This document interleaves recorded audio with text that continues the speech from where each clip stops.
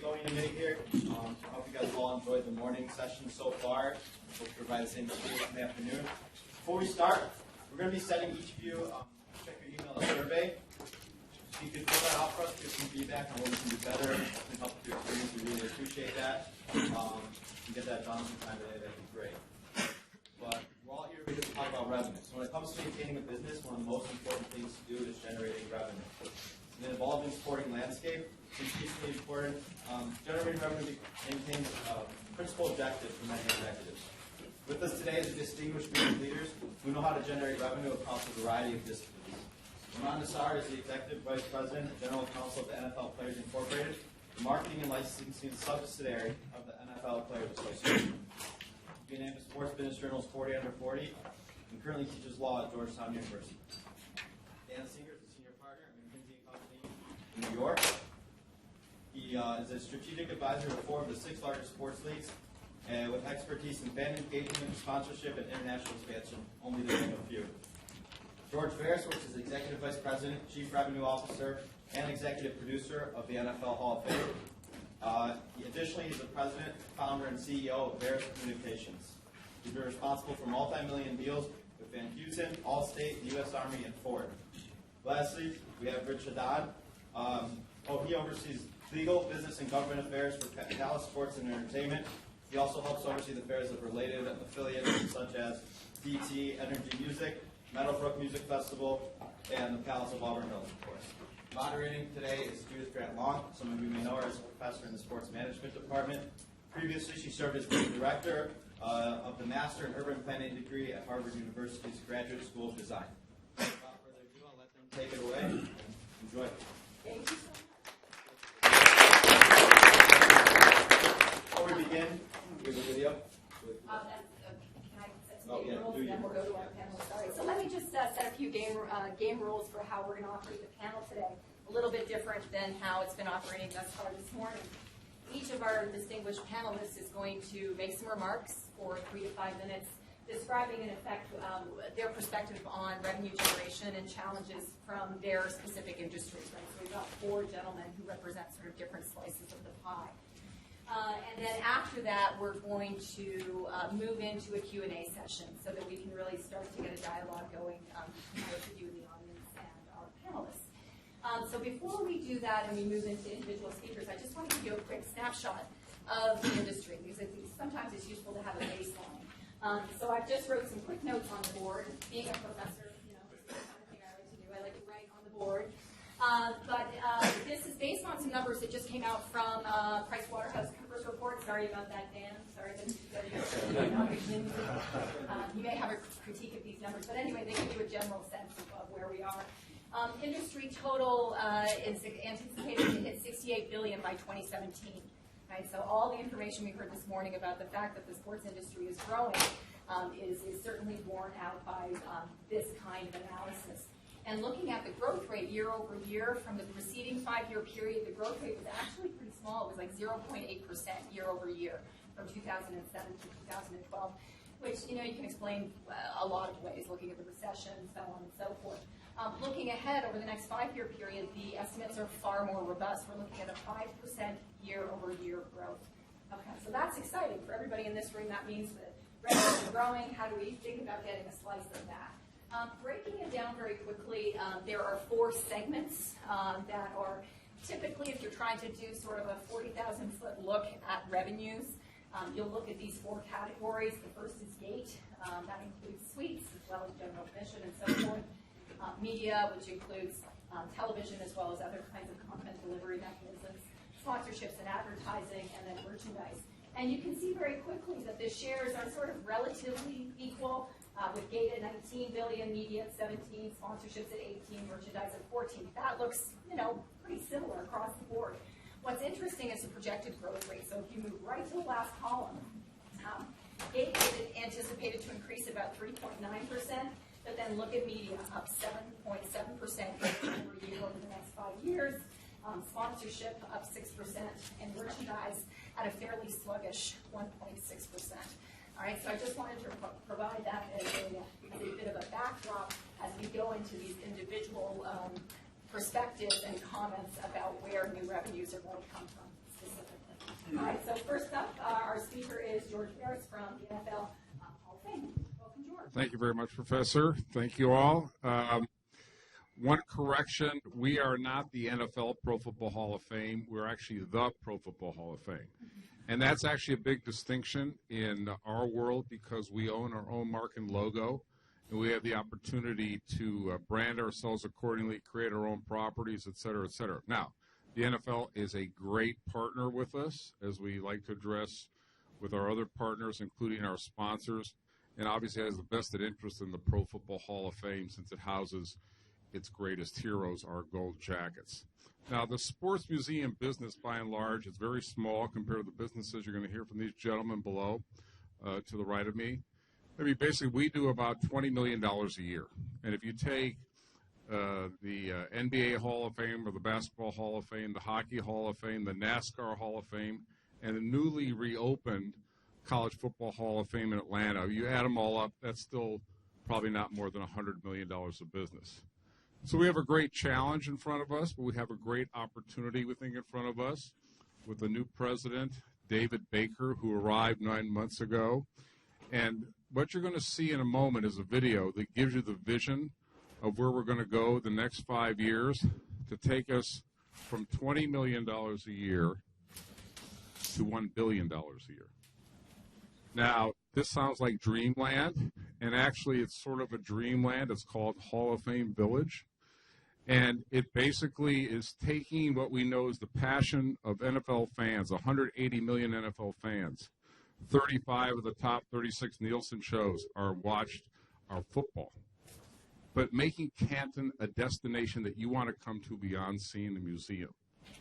Quick question before I go to the video. How many people have been to the Pro Football Hall of Fame? Okay, keep your hands up, those who've been. For those who've been there, how about in the last 2 years? Put your hands down if you have not been there the last 2 years. So nobody's been there recently. Comment, one gentleman. All right, stay there with that. One comment. Tim, you've been there when you were there, because I only know your first name right off the bat from Atlanta. What were your impressions of the Pro Football Hall of Fame? Smaller than I thought it was going to be. And I remember the room with all the busts and so forth. That was really the only. That was iconic. Yeah, that was iconic. Your impression of the newly redecorated, which when he went to the Hall of Fame, he saw that was part of a brand new $27 million expansion. Your impression? See a lot more modern than I expected. You seem what? More modern. Right. Than I expected, and outside the Hall of Fame is also pretty interactive. Okay, so a better job was definitely done in the new renovation of the Hall of Fame. But for us to be able to tap into these categories, gate, we have to go beyond admissions at the museum. Media, we have to produce more TV shows and more media that we own to sell that content. Sponsorships, owning the buildings and having people come and merchandise, licensing more of the properties that we built. One other note before I go to the video. Anybody ever been to Hershey Park in Pennsylvania? How many visitors a year do you think that gets? 3.2 million for chocolate. Who's been to Cedar Point? How many visitors they get a year? 3 million. We're basing our billion-dollar projections on creating what you're going to see in this video for 1 million visitors a year. So our idea is if football can't get 1 million, that we ought to really start eating chocolates and riding on Cedar Point rides. Okay, kill the lights, play the video, take a look at a sneak preview at Hall of Fame Village.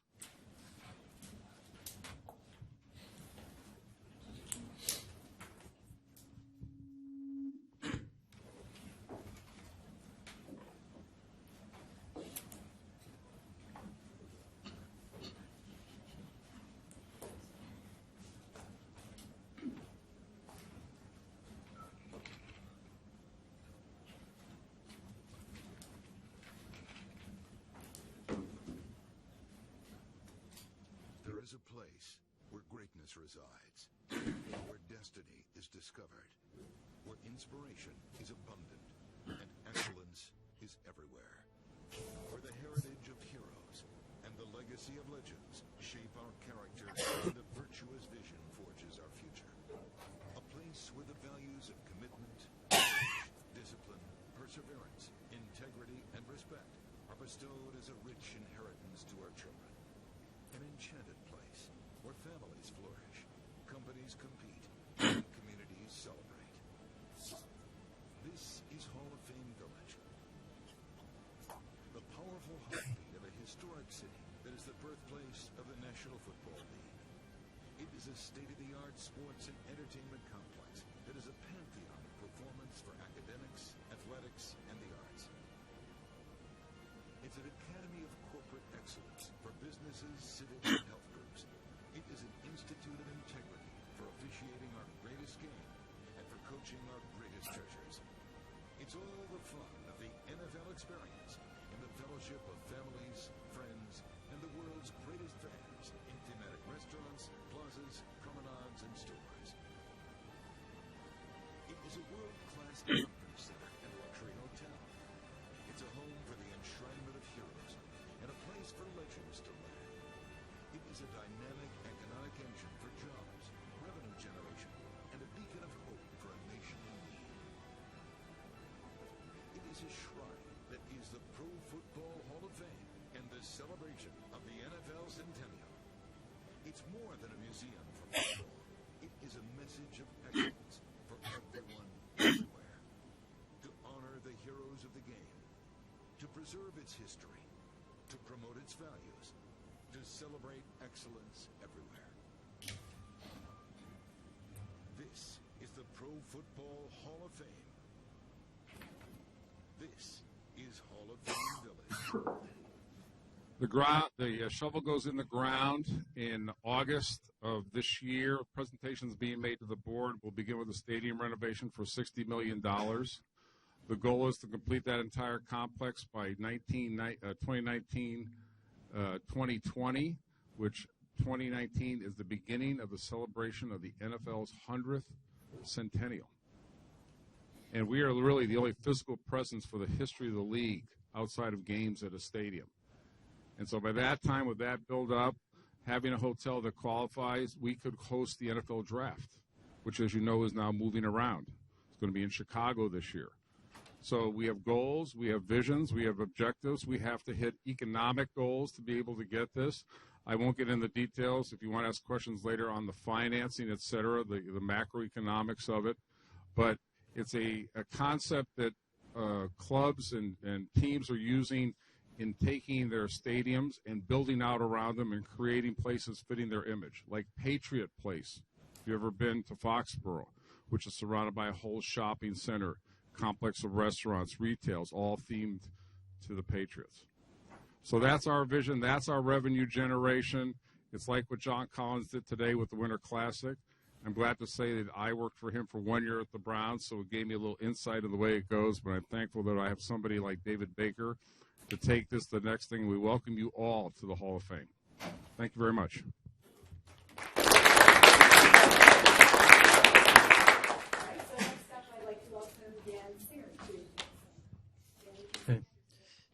I hope you don't mind if I sit, since I'll probably be briefer if I sit. Thanks everyone. It's a great pleasure to be. I guess I'll hold it. I appreciate the listing of the revenues on the board, because maybe it'll give us a little bit of a structure for the discussion on revenue. You might get the impression from looking at those numbers that if you're running a team or running a league, or for that matter, if you're running the University of Michigan sports department, which is as large in revenues as many pro franchises. I think it's about $144 million business if you're running the Michigan sports. If you just show up in the morning and get 5% growth, which may not sound like a lot, but that's faster than the economy. The economy is only growing 2.5%, 3% per year. So the answer is no. It's actually extremely challenging. So what I'd like to do with my few minutes is just give you a sense of the kinds of challenges that but I guess I should have said I run the sports practice at McKinsey, and I have for the last 12 years. So the clients I work with are mostly teams and leagues. And what kind of growth challenges do they face? The first number up there is gate, and it is growing, but it's growing entirely because of price. Across the 5 largest leagues in the U.S., attendance is either declining or flat over the last 6 years or so, and prices go up between 4 and 6% per year, depending on the market and the year and the team. So can we continue to take price up indefinitely. The other thing you might not know is that in many sports, especially true of arena sports like basketball and hockey, almost all the gate revenue is made in the first half of the lower bowl. So the list price for a on-the-court seat in basketball is $2,000 or more in many markets. So if you just eliminated every seat except the bottom half of the lower bowl, it wouldn't make much difference in the gate. So can you continue to grow prices at that rate? And how do you make the live experience good enough to justify those kinds of rate increases? The second thing up there is media. And, I mean, we could have a whole panel just talking about this. So I'll just try to set it up. This is by far the most important issue for sports is how much you're getting in TV rights and how much you're going to get over the next 5 to 10 years. Those continue to grow really, really, really well. And the question is, how long will the pay TV model be healthy in this country? It's almost unprecedented. Only the UK has a pay TV market like the US. Almost no other country does. The average cable subscriber pays about $79 per month for video. Never mind broadband, never mind phone if you have that. Just for the video piece, you're paying $79 on average. And between 50 and 70% of that is going to the programmers. And ESPN is the biggest single piece of that package. That has been growing between 6 and 9% per year for as long as I've been at McKinsey, which is a little over 20 years. There's some signs that may be beginning to, I wouldn't say crack. There's some challenges to that model. And the reason I'm talking about this is everything in sports right now. We'll talk about other things. This is by far the most important thing in generating revenues in sports. So do we think that will continue indefinitely? Here's a couple things to think about. In 2013, the cable, that includes satellite, and that includes the telephone companies like Verizon and AT&T. I'm just calling it cable for simplicity. They lost 250,000 households. There's still 100 million cable households in this country, but that's the first time in history, and the history of the cable industry, that they've actually lost subs. Netflix now has 53 million subscribers. Netflix accounts for 34% of bandwidth usage at peak in this country, which is amazing in itself. And the average Netflix subscriber is watching 40 minutes a day of video. That may be an irrelevant figure to you, but the average American man, woman, child watches 5 hours of TV a day. And for a long time, that same average American, along with 5 hours of TV a day, watched about 20, 21 minutes of home video, which used to mean videotapes, and then it meant DVDs, and you could throw in some video on demand in there. But it's essentially your movie habit of watching about 20 minutes a day of a movie, and it's not 20 minutes at once, but if it's a 2-hour movie, you get the idea. Well, Netflix is just blowing through that number, and what that means is that people are actually starting to consume TV-like content through Netflix, and that is in itself an interesting behavior. It's particularly the case among people under the age of 30 who consume a lot more. So the last point on TV I'll give you is that HBO and CBS both announced within the last 2 weeks that they were going to offer over-the-top, meaning broadband only. Bring your own broadband. You don't need to subscribe to cable. And starting next year, you can buy HBO. They haven't announced the pricing, but it'll probably be about the same as what you pay a cable company. Or if you want to pay $6 a month for CBS with no NFL, you can do that. It doesn't seem like a very compelling offer to me, but anyway. The idea is that the more that cable networks start to offer those kinds of over-the-top subscriptions, the more there is a risk to the cable model. And if there's a risk to the cable model, it's a bigger risk for sports. Anyway, the last thing I'll say, and I'll hand over the microphone, is that sponsorship is an incredibly important part of sports revenues, particularly at the team level.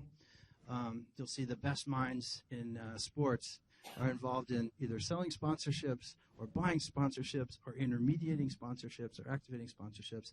And the reality is sponsorships are becoming incredibly fragmented. There's more and more and more. If you're a marketer and you want to put your brand in the context of a sport where people get very excited about the sport and the experience and associate your brand with that positive feeling, you have so many ways to do it, and you didn't used to. So although the market may be growing around 6-7%, there's many, many, many sports enterprises that are only growing 1 or 2%, and it's because they're facing tougher competition every year. Anyway, with that, I think I'll hand it off, but I'm passionate about these topics. So.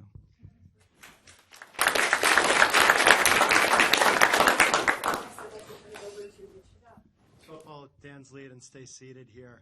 I want to thank everyone for the opportunity to be here. It really is a privilege. I'm a proud alumnus of the University of Michigan, and it's always thrilled to get back on campus, but really want to compliment the committee that put this together. This is my third year at the conference. They've really done a phenomenal job both in launching this and starting it from the ground up and in building it and sustaining it. So I think I'll go ahead and speak for everyone up here that it's a great conference to be a part of. So if I can offer some high-level thoughts to start here, you guys are hearing a lot today, and you're going to hear a lot on this panel about the massive economics and the massive business of sports. But as large as the economic impact of sports is, it still lags far behind the social impact of sports. And there's this great quote from Nelson Mandela that is, sports has the power to change the world. Sports has the power to inspire. Sports has the power to unite people like nothing else does. And it's such a great quote because it really distills that fact that the social impact of sports is so much farther ahead of the economic impact. And I think our challenge in the sports business is to figure out how to harness and how to channel and how to monetize that social impact so that we can drive it to the point that we're using it to generate revenue and we're using it to maximize the economics of sports and maximize the business that we do so that we can catch it up and get it to the place that it's commensurate with the social impact that sports still has. So Pal Sports and Entertainment, as was alluded to in the introduction, we're a pretty broad spanning company. We have the Detroit Pistons, which is an NBA team. Opening night next Saturday night. Tickets still available at pistons.com. We have the Palace of Auburn Hills, which is the home of the Pistons, but it's also one of the top live entertainment venues in the country on the concert side, family entertainment side. We have DTE Energy Music Theater, which is one of the top outdoor amphitheaters in the country. It's about 15,000 capacity. We do about 45 shows a year there. And then we have a smaller outdoor amphitheater called Meadowbrook Music Festival. It does about 20 to 25 shows. It's about 7,500 capacity. And it's kind of used to showcase more up-and-coming acts, more up-and-coming artists. Between those four properties, it allows us to have such a broad and such a diverse footprint that it gives us the opportunity to create a lot of content and to distribute a lot of content.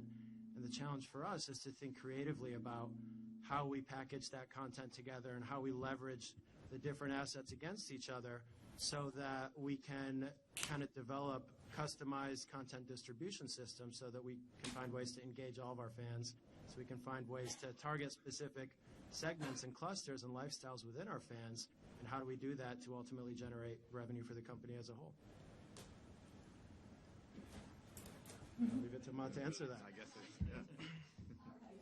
Wonderful. Thank you very much. So we'll now turn it over to Ahmad. Hi, everybody.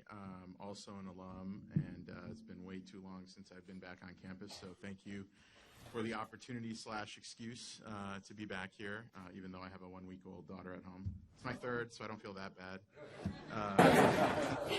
My eldest daughter, who is 8, will, I'm sure, be taking very good care of her. She really does think she's a second mom. So for us, I'm at the NFL Players Incorporated, which I doubt, how many of you have ever heard of that? Wow, it's more than I would have thought, but it's probably a self-selecting crowd in this room. At least Dan. Oh, okay, Rich too. I think we're connected on LinkedIn though, so that doesn't count. So I think most people have heard of the NFLPA, which is the labor union that represents the active players of the NFL in really mainly things related to wages, hours, working conditions, collective bargaining negotiations, grievances. You may have read about the Ray Rice appeals recently, appeals incidentally that are being heard by Rich's former boss, District Judge Barbara Jones. And so that is the well-known part of the business. Where I spend most of my time is on the licensing and marketing side. And the way we're structured, it's not unlike other leagues. We have a wholly owned for-profit subsidiary. That's NFL Players Incorporated. And we do all of our licensing and marketing out of that. So the NFL corollary is NFL properties, and I think a lot of the other leagues are set up similarly. And so instead of pooling the intellectual property rights of teams and logos and colors and jerseys and that sort of thing, what we do is we pool the intellectual property rights of the players, their images, their likenesses. And we do it in this relatively unique, the only other, I think, entities that do it the way we do it is the other players' unions at the MLBPA, soccer, the NHLPA, and the NBPA. And what we do is we have this thing called group licensing. So for players, when any company, whether it's Pepsi or Gatorade, or on the sponsorship side, or Nike on the licensing side, when they're making products that use player intellectual property, if they're using 6 or more players in a year, then they need a license with us.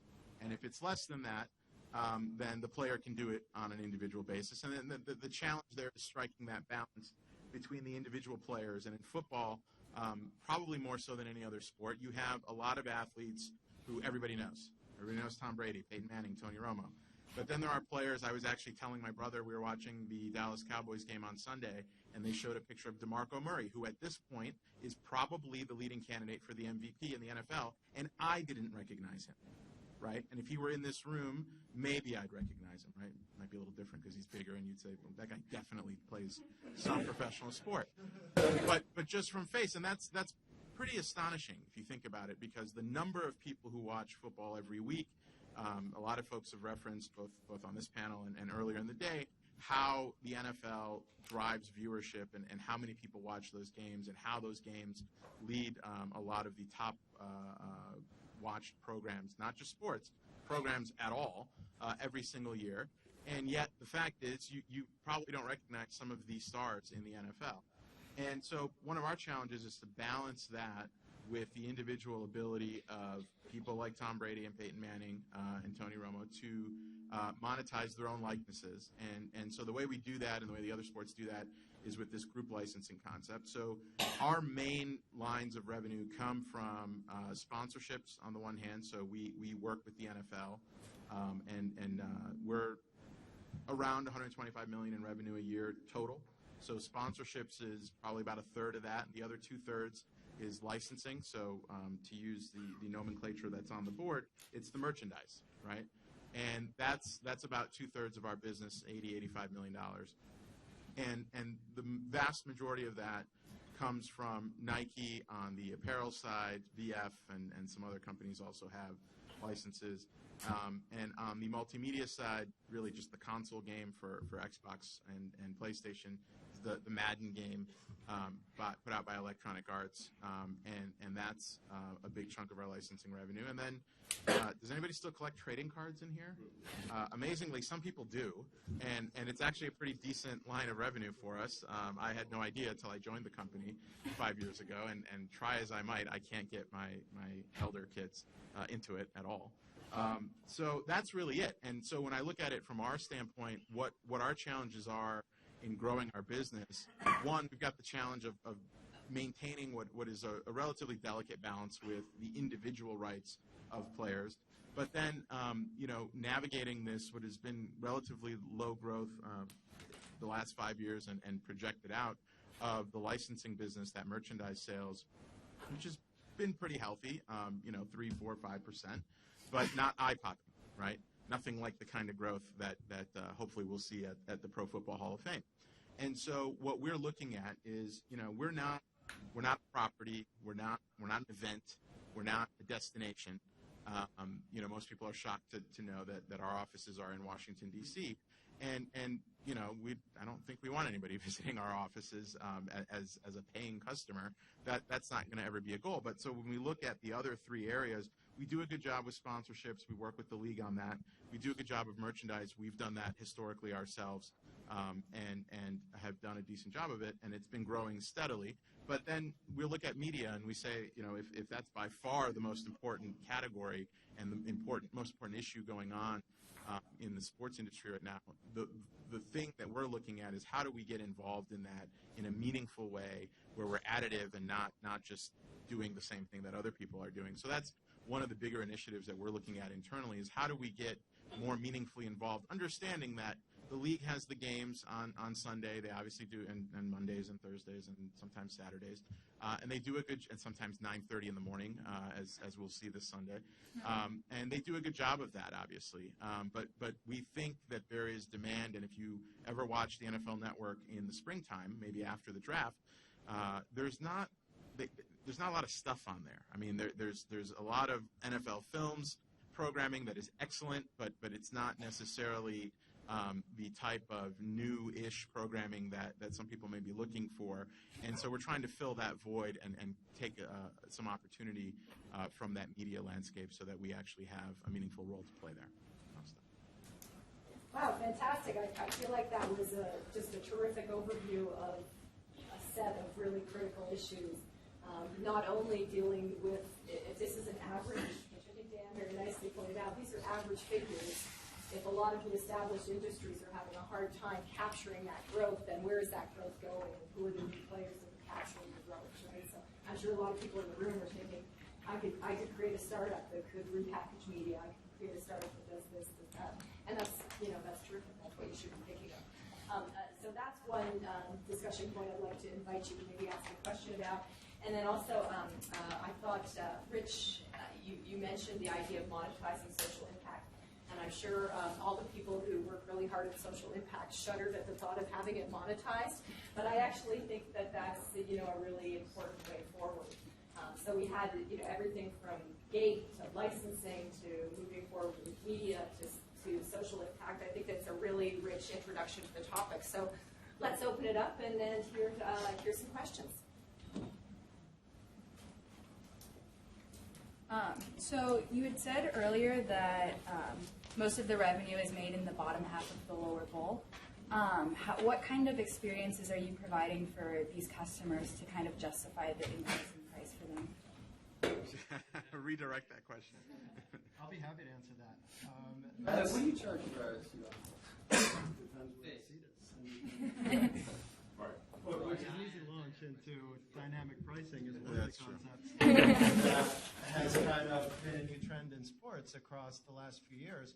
And it goes to that specific question. It goes to what am I getting for the money that I pay for this specific seat on this specific night? And I think the realities of sports and the realities of entertainment is if I'm buying floor seats to see the Philadelphia 76ers on a Tuesday night, that doesn't command the same premium. That's not going to give me the same experience as going to see the Cleveland Cavaliers on a Saturday night. And I think University of Michigan recognizes that, and they recently launched dynamic pricing. That's something that we've tried to stay ahead of the curve on. But to answer the bigger question, I think we're at the point in sports, as you heard from, I think, everybody up here, attendance is not where the growth is in sports. Ticketing revenue and gate revenue is not where the revenue growth is in sports, because there's so much content now that falls within media. And the way we do it at the Palace, we have a process and a system that we kind of try to channel everything through when we look at driving revenue. And it all comes back to building relationships. It all comes back to building relevance. And once we do those two things, that's ultimately going to turn into revenue. And we do that through a process of selling and packaging media, merchandise, and memories. And it roughly corresponds with the categories you have up here. The different one is memories, and we view that as the experiential part of what we sell. So if you're looking at selling season tickets to somebody to sit courtside on the floor, it's not just tickets to go to that game. It's what are the premier experiences that you get as a Pistons Black member, which is what we call kind of our lifestyle group that's targeted to our highest end clients and our premium clients. And you can come to the game and you get to be part of this exclusive group that goes to the courtside club, which is our highest end club in the Palace. You get to go on a sponsorship trip to Chicago to see the USA basketball game and Andre Drummond, like we took a bunch of our top clients to a couple months ago. And you're flying on the team plane and getting autographs from the players, and you're having dinner with them. And those are all kind of supporting the experiences that we offer to people once you're willing to join that club. And it's so much more than just selling the seats, and it's so much more than selling the tickets. It's really marketing that entire experience and packaging media, and packaging merchandise, and creating memories. I just want to pick up what you asked about the selling of social media and how we've actually entered that space, but it combines with the two other areas here, one for sponsorship and one for TV. 6 years ago, we created a fan vote. So fans could have a chance to tell us who they think should get in the Hall of Fame, which actually for the Hall of Fame was revolutionary because they viewed it at first as a way of tainting their process, but this was just a public opinion poll. This wasn't an official vote. And so to convince a sponsor to underwrite that and put it on a website and push it out with promotion, we also showed them that we could use our players to go out in the field and talk about it around areas in the country. So if you're Van Heusen and your biggest markets are, let's say, Dallas and Denver, if you do Hall of Famers appearing in those areas, encouraging fans to vote, you give legitimacy to the fan vote, you let the fans reach and see your Hall of Famers, and then the last piece, which, because we all talk about here how television is the most important driver, whether it's the beginning, the middle, or the end, that fan vote, which starts in September with 125 nominees, cuts down to 25 in November, 15 in January, and then on the Saturday of the Super Bowl, 44 people sit in a room and argue for 8 hours to pick 4 to 8 Hall of Famers. We get like $15 million of free media attention on this fan vote. When they come out, it's now a 1-hour TV show where Jerry Rice and Emmett Smith are crying when they're brought on the stage, and that's sponsored by Van Heusen. So they get the pull-through of the fan vote from the beginning, social media, player appearances nationally to reinforce it, let the fans reach and see, and then the payoff being television. And that's where, but I think we're all in this room seeing that social media is the way where the TV show will end up airing 10 years from now. In other words, not just, and we did stream it live on NFL.com, but everything we do now is every panel discussion we have with Hall of Famers talking about their post-concussive lives, doing movie reviews. There was a brand new documentary called The Forgotten Four that came out about the journey of 4 African Americans to get in the NFL, including 2 Hall of Famers. We do roundtables and stream that. Everything we do is stream, TV, sell tickets to. That's our modeling that we're going forward. Does that make sense to the group here? Any more questions? Yes, Matt. This is for Dan, but anybody feel free. With media changing dramatically, I think it's essentially doubled in terms of the last 10 years as compared to the gate. How is the consumption, or where is the consumption of media changing? Is it all personal? Is it mainly household? Is it bars and restaurants? How, because of the socialization of sports, I'm curious how that has changed or changing.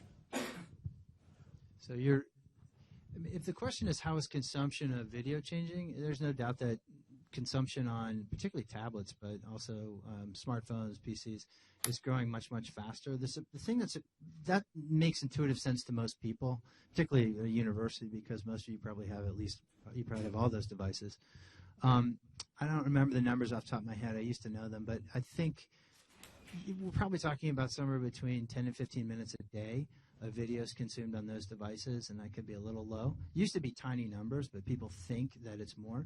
The surprising number to most people is how resilient TV is, in that the amount of time spent watching TV is not going down. If it is, it's very, very, very slight. So what's happening is people are just consuming more video on these devices. They're not really taking it away from their TV. Now, I bet there's not a person in this room who thinks that he or she watches 5 hours of TV a day. First of all, you actually probably do, and you don't know it. And second of all, we're not very representative. So even if you don't worry. America watches TV, and that really isn't changing much. What's happening, though, is that the consumption on other devices is where all the growth is, but the monetization on those devices is lagging a lot. So, again, this could be a whole other panel to talk about this. There's some monetization. So Verizon's paying $500+ million a year for a total package with the NFL, which includes highlights you can't really get anywhere else, in-game highlights. But in reality, it's a big sponsorship deal that's got a lot of other things involved as well. So we're monetizing on TV, even though we're consuming it in all sorts of other places. The thing is, we talk about digital media, social media. There's very little revenue from web properties for sports relative to everything else we're talking about. So for the time being, think of social media and think of digital media as a way to market the sport. And I actually mean it in a better way than that might sound. Athletes and musicians is a very thin gray line between those two groups. They're all entertainers, really. And it's not hard to get athletes to tweet, particularly some of them have Facebook pages and their own websites.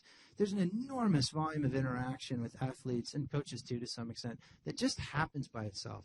So mostly what the leagues have to do is try to set some kind of guardrails around, can you tweet during a timeout or should you tweet during a timeout? But it's pretty simple stuff. That is not monetized very much at all today. But I would still say it's incredibly, vitally important. So one of the sports that I work with or have worked with quite a bit is Thoroughbred Racing. And is anybody here a Thoroughbred Racing fan? Have you ever been to the races? God, this is so depressing. All right. Boxing and racing used to be the two biggest sports in America. So if you go talk to your grandparents, they'll probably tell you that when they were little, those were the two big sports. Thoroughbred Racing still has $11 billion a year wagered on it, just in the U.S., just legally. There's some off-the-books gaming, too. The industry keeps a little over $2 billion of that. Every single year, that number goes down about 4%. So Thoroughbred Racing is in secular decline. But even in Thoroughbred Racing, there's a vast amount of social media, and people, I think a popular horse will have thousands and thousands of followers on Twitter, even though it's debatable that they tweet themselves. But anyway, let me just stop it there. But if your question was essentially about the consumption of media, the reason I'm saying all this is that time spent on all these digital media is growing really, really, really fast. Monetization, not so much. And that was my point, is if that's not being monetized, then that money, that growth, is strictly broadcast? I'll jump in on that because I think, was it Burke from ESPN this morning?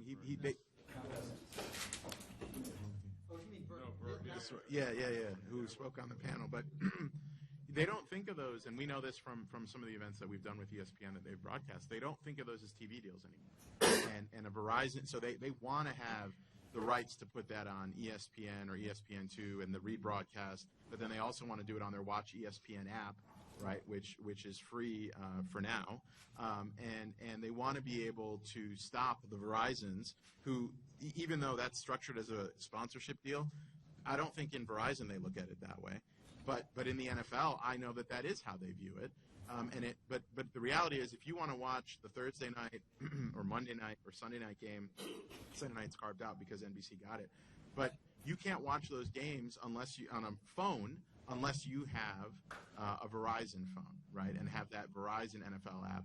And I think as time goes on, you're probably going to see more of the broadcasters say, well, this isn't about just broadcast rights. We've got to have, and now they all have cable, right? I mean, ESPN, the Monday night game used to be on ABC, and now it's on ESPN. They're all the same company, but they moved it there for a reason, and it ties into Dan's point about the fact that I think it's $8 of every person's cable bill goes to the ESPN channels, or $7, something like that. Whether you watch ESPN or not, and that's an insane number to think about.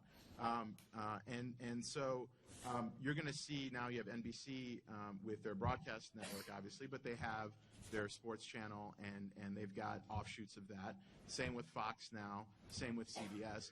And so I think that's really where the change is going to be, is that and that'll probably drive some growth in those deals, because one of the questions this morning is how many more opportunities do we have? And I think Ben Sutton made the point that they were asking that 20 years ago.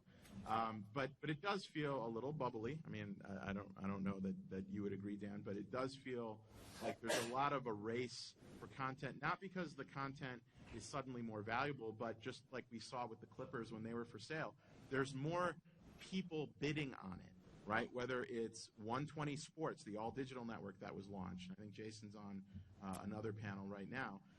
Or all of these cable networks of the Big Brother or Big Sister broadcast networks. I mean, there's just a lot more out there.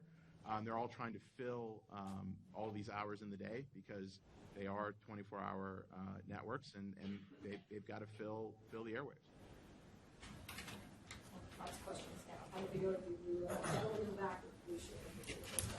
This is, I guess, for Dan, but maybe for all of you. What role do you see data playing in generating revenue going forward, both maybe for enhancing and adding more value to sponsorships, but also taking a captive audience and repurposing that data? Since we see a lot of that data being one of the hot topics in sports these days. Well, I'll give you an example that we're using, and then I'll let Dan really answer it. So Twitter is something where there's a lot of data, right? You can tell now not only how many followers they have, but how many of them are robots, and right, and all that kind of stuff. How engaged people are. If I tweet a link out, how many of you are, and let's say all of you follow me, how many of you actually click the link and check out what I'm posting? And so we've entered into a partnership with a company that really tries to scrape that data together and put together a value per tweet per athlete.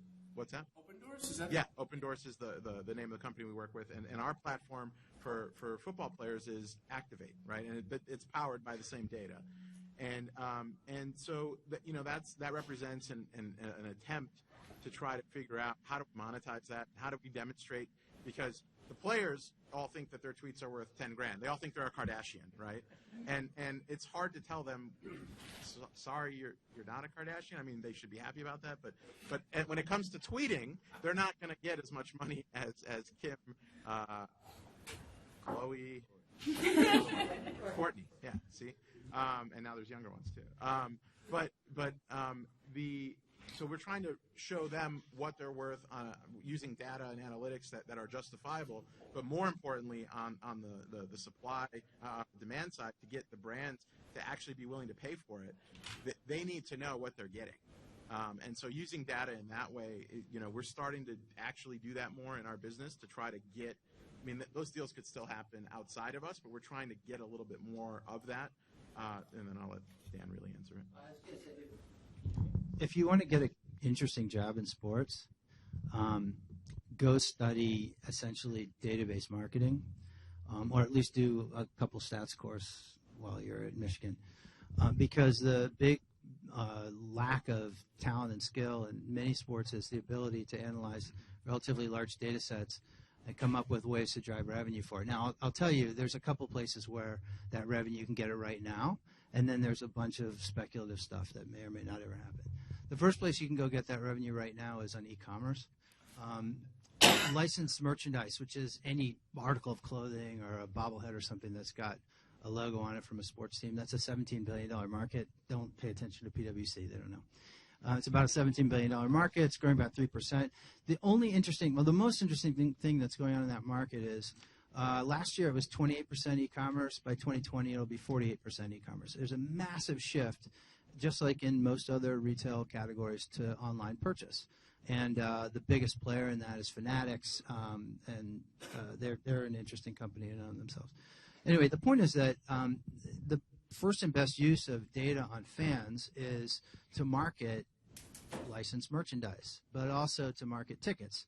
So I'll defer to Rich on this, and I'm really curious. But the typical NBA team has something like 4,000 or 5,000 unsold tickets most nights. Sometimes more, sometimes less, depends on the opponent day of week and all those things. It's really hard to sell those tickets. It's even hard to give them away sometimes. If you have data on not just the ticket buyer, because most teams know that, but the guy who or the woman who came to the game with someone else or bought a ticket in the secondary market and came, it's more and more possible to get that data through things like virtual tickets or stored value cards. Anyway, if you can, that's extremely valuable data because those are people who've already raised their hands and said, I'm interested in your product. I like your team. We can sell you tickets. We can sell you merchandise. We can sell you experiences. We can sell you parties. We can sell you. Sponsors want that data. Sponsors are very impatient. They don't want to just put their brand up on a sign. If you can allow me to I'll send an offer. I'll send a deal to your fans through email usually or through a site. That's a value to a sponsor, and that's straightforward applications of database marketing. Most other industries are way past this point, but in sports, there's still tons to do there. The other thing we could talk about, probably don't have time, is advanced analytics, which is a whole other application of data. Yeah, I can jump in really quickly. I think that was very well said.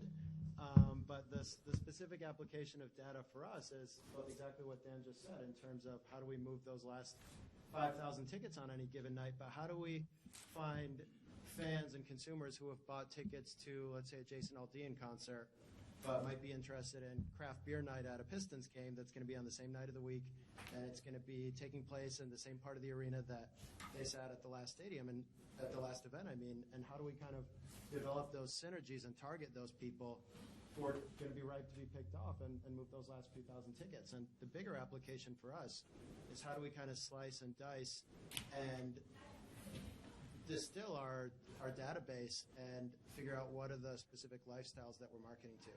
What is the specific clusters of our fan base? How do we take that to sponsors and then tell our sponsors, look, we've got a direct channel to women aged 25 to 40 who have 2 kids or more, right? We have a direct channel to people who, spent $100,000 plus on floor seats last year and are in the market for high-end experiences and client entertainment and business development. And I think that's the value of that data, is the deeper we dive into it and the better we get at learning what to do with that data, the more direct and the more targeted we can kind of make those offers, and the more directly we can push them out to engage our fans and to connect to consumers. Well, just following up on that point, I think as we're getting closer to the close of the session, I think Dan said if you want a cool job in sports, I thought maybe each of you could speak very quickly about what kind of training you think folks in the room, the large component of the folks in the room are students, what kind of training you think they need to have in order to really function specifically in the media category, which strikes me as one that's both filled with kind of MBA type analysis as well as lawyers who are actually structuring deals. So maybe you can tell us what you think. If you want to get into media, learn how to write. Learn how to write, read everything you possibly can, and talk to a lot of people and do internships. That's how you get into the media. I think my advice on that is to just get as much experience as you can, get as broad experience as you can, work hard in whatever you're working on, learn it inside and out, learn every aspect of that industry. And I think once you work in sports, the challenge is that sports touches everything, right? I was telling Professor Rosentraub how great the panel was earlier, because when you're talking about sports and urban development, it touches on so many themes, both in sports and in society. And I think my background, I was a history major here at Michigan, and I learned critical thinking skills, and I learned a lot about history, but I didn't learn anything about sports necessarily. But I think the skills that I picked up, and the analytical ability and the critical thinking skills and the writing skills, probably most importantly, have kind of served me well as I've kind of tried to be a sponge through the rest of the experiences I've been able to pick up. And then you try and apply everything that you've gathered and everything that you've been exposed to and everything that you've done and put it into the sports industry where you're touching on so many of those different areas. I would say just find people who are doing things that you want to do at some point and figure out what similarities you can find in their backgrounds, and then what those skills are, and try to build those skills. And be conscious of the fact that, and somebody mentioned this earlier today, that you might not build those skills initially in the sports industry, and that's fine, because your goal is to end up in the sports industry, not necessarily start out there. If you can start out there, then great. But at the very least, Rich and I didn't start out there. We both started at the other end of the spectrum, terrible, horrible corporate law firms that treated us like chattel. But I won't speak for Rich on that. But you know what? Those experiences, at least for me, it was like eating broccoli. It was good for me. But when I was a kid, I didn't like eating broccoli, but it was good for me. So and now I can say that looking back. And so as you build those skills, just make sure that detour that you might be going on to build the skills, that doesn't become your road in your career. Because I met a lot of people at those firms who I asked them, well, how'd you end up doing securities law? And they basically gave me this blank look like, I just started doing it 10 years ago, and here I am. And that seemed like a really bad answer. So don't do that. The best answer is come to McKinsey and Company and work with me. And then, teach them everything. Yeah, and this is sort of painful, but a guy I've been working with for the last year, an associate, tremendous guy, just left to be an assistant general manager of a hockey team. And of course, I told him before he left that was a terrible mistake. He shouldn't leave. But it's the kind of thing, if that's what you really, really, really, really love, if that's what you want to do, you probably won't be happy doing anything else. And I hope will make up for the terrible decision that you're making. So don't go into sports. The reason is so many people want to go into sports. It's enormously competitive, and that gives your employer the chance to underpay you and mistreat you, right? So if you really, really won't be happy doing anything else, then one way to go is there are a lot of people I work with who run sports leagues or are senior in sports leagues or teams have been in that sport for a really long time, came in effectively through the mailroom If you don't know what the mailroom is, that's in Hollywood. Well, I mean, some very, very powerful people started in the mailroom where you sort mail. But you sort of work your way from the bottom. But if you have any interest in anything else, do that. Because I think, and I agree, I think I'm agreeing with my colleagues here, that the best way to get into the world of sports is to get good at something else.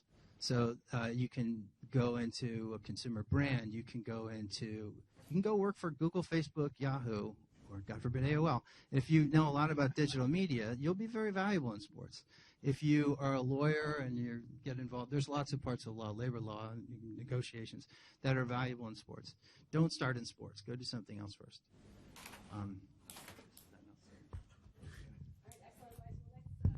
Let's wrap up.